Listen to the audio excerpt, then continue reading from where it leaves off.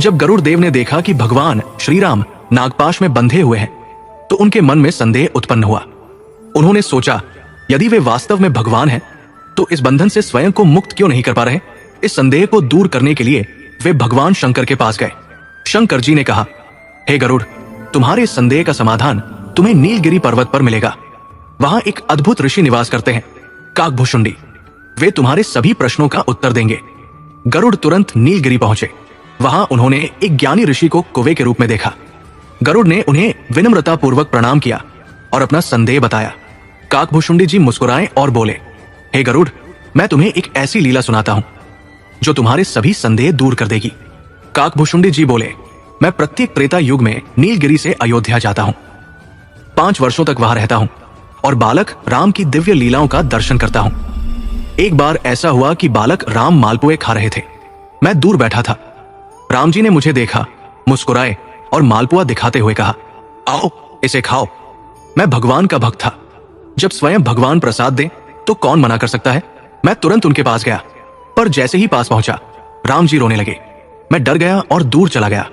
फिर राम जी ने मुझे पुकारा, आओ आओ खा लो। मैं फिर गया, लेकिन वही हुआ, वे फिर रोने लगे। ऐसा 5-6 बार हुआ। मेरे मन में संदेह उत्पन्न हुआ, क्या ये वास्तव में भगवान है? नहीं, ये भगवान नहीं हो सकते। मैं मोह के जाल में फंस गया। राम जी वही बैठे थे, हाथ फैलाए हुए।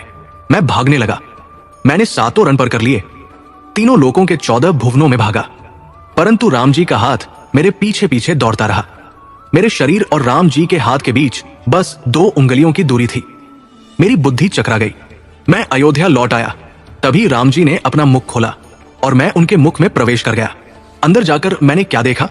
करोड़ों ब्रह्मांड मुझे दिखाई देने लगे।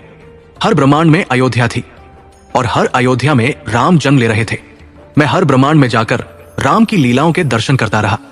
ऐसा करते करते मैं 100 कल्प तक राम जी के पेट में रहा।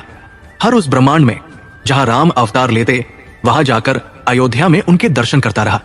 100 कल्प बीत गए। फिर राम जी ने अपना मुख खोला और मैं बाहर आया।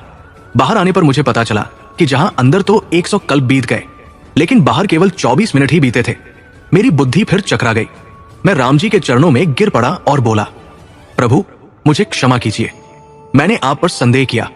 राम जी मुस्कुराए और बोले, क्या चाहिए? मैंने कहा, प्रभु जो आप दे दे।